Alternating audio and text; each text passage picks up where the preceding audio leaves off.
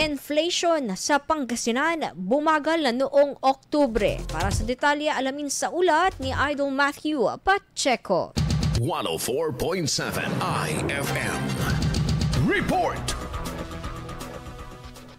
Bumaba ang inflation rate sa Pangasinan mula 3.8% noong Setyembre tungong 2.5% itong Oktubre ayon sa PSA Region 1.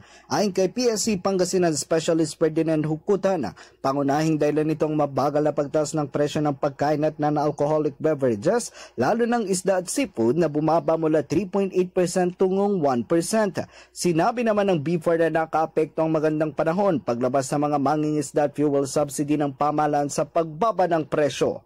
Bumaba rin ang presyo ng krudo na nagbawas sa gastos ng mga mangingisda. Malaki rin ang ibinaba ng inflation sa housing, water, electricity, gas at iba pang fuel mula 2.8% tungong negative 1.5%. Naitala rin ang pagbaba sa personal care, alcoholic drinks at tobacco, clothing furnishings, transport at recreation. Sa mga nabanggit na salik, bagya namang tumaas ang inflation sa health, information and communication at restaurant and accommodation services. Samantala, patuloy namang nakabantay ang mga Pangasinense sa magiging epekto ng mga nagdaang bagyo sa paggalaw sa presyo ng mga bilihin ngayong nalalapit na rin ang Kapaskuhan. Kasama mo mula rito sa IFM Dagupan, ito si Idol Matthew Pacheco. Tatak IFM! IFM News. IFM News.